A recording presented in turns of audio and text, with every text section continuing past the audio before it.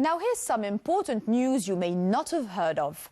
On July 1st this year, new EU legislation will go into effect, requiring stricter registration, validation and processing of goods entering the European Union.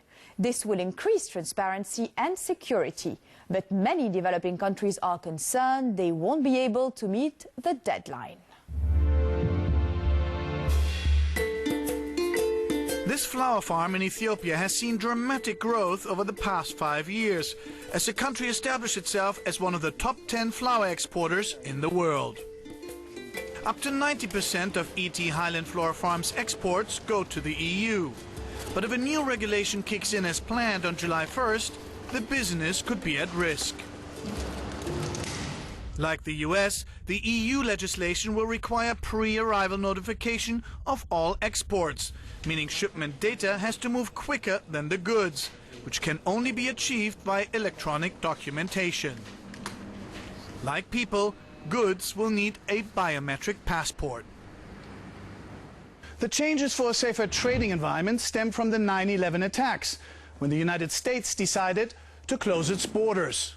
The ripple effect has now reached enterprises like this flower farm near Addis Ababa in Ethiopia, whose owner is now concerned there's not enough time to meet the EU deadline.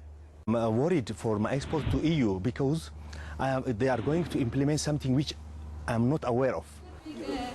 Nor was his textile business, or these coffee farmers, although they welcomed the idea of cutting red tape.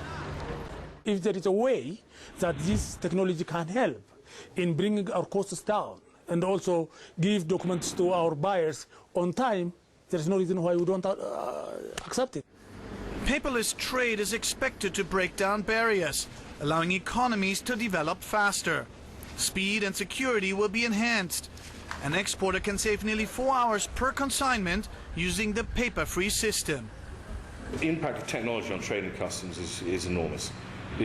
We can reduce times for transit. We can increase trade thereby.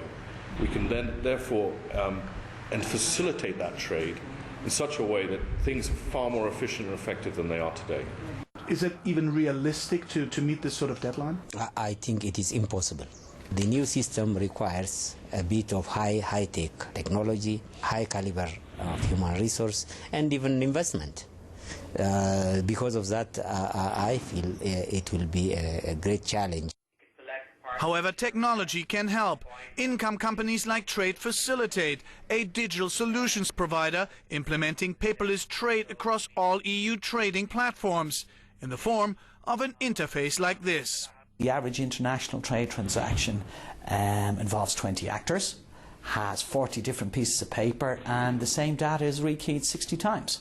Okay, now that's huge inefficiencies. The key data has been taken from the relevant documents, put into one electronic format, and it makes life very, very simple. O'Riordan acknowledges the awareness gap, mainly with the developing world and small and medium-sized businesses, the backbone of every economy, accounting for 98% of global transactions. He works with partners like Connect Ethiopia to raise awareness and assist in-country. This has been treated as a technical issue between customs offices in different countries rather than a political issue. So you can take it that the SMEs in Ethiopia are in serious need of a grace period. In contrast, moving cross-continent, Senegal has been an early mover in electronic trade, developing it as early as 1995, when only Singapore was working on an IT trade platform.